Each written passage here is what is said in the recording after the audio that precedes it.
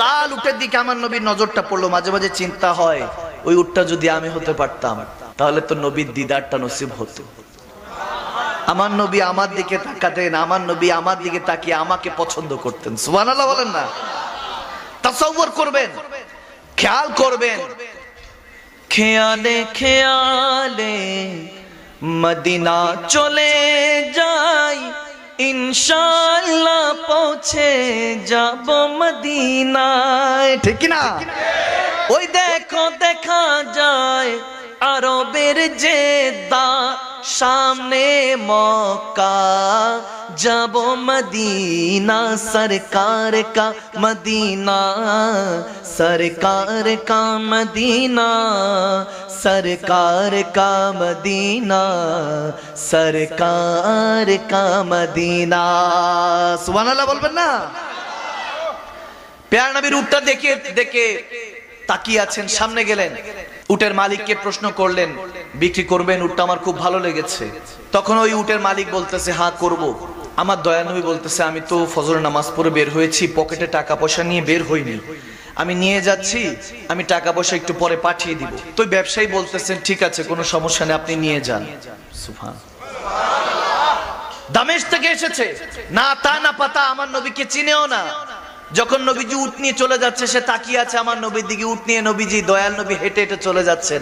একবার চিন্তা করেন না কি সুন্দর লাগছে দৃশ্যটা দেখতে। সুবহানাল্লাহ। চলে যাচ্ছেন চলে যাচ্ছেন, চোখের আড়াল হওয়ার সাথে সাথে আরেক ব্যবসায়ী দৌড়ে আসলো। কি ব্যাপার ভাই, কে আসলো? এসে তোমার থেকে উটটা নিয়ে গেল, চিনো? অ্যাড্রেস, ঠিকানা? বলে না চিনি তো আমি না। বলে দিয়ে দিয়েছো? বলে তুমি এটার কথা বলতেছো, উনি যখন আমার দিকে তাকাচ্ছিল আমি তো ওনার চোখের দিকে দেখে আমি চোখের মধ্যে ডুবে ওই সমুদ্রে হারিয়ে গিয়েছি। যখন আমি তেনার চোখের দিকে তাকাচ্ছিলাম তখন তো আমার হুঁশ ঠিক ছিল না।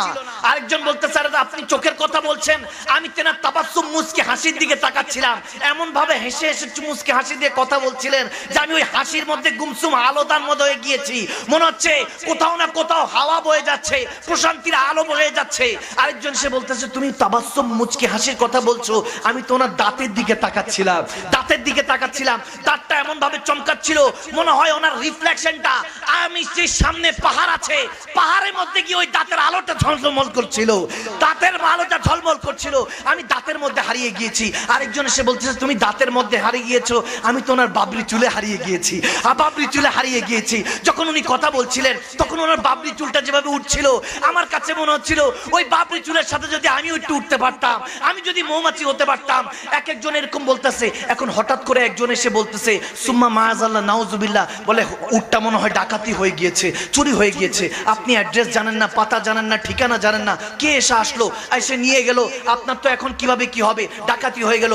কথা যখন এরকম হচ্ছিল নাউযুবিল্লাহ, তখন খেমার মধ্যে ওই তাবুকের মধ্যে ওই যে কাফেলা ছিল, কাফেলার যে সর্দার তার স্ত্রী দৌড়ায় ভিতর থেকে বের হয়ে আসলো, এসে বলতেছে লা তানামু, তেনাকে কোনো অভিযোগ দিও না, দরকার পড়লে আমি রাকাম আদায় করব, কিমত কি, এটা টাকা কি আমি আদায় করব। তারা বলতেছে যাক শুকরিয়া, আল্লাহর দরবারে শুকরিয়া, প্রভুর দরবারে শুকরিয়া যে একজন তো পেলাম, অন্তত তেনাকে চিনে। তখন ওই খাতুন ওই মহিলা বলতেছে চিনি তো আমিও না, চিনি তো আমিও না।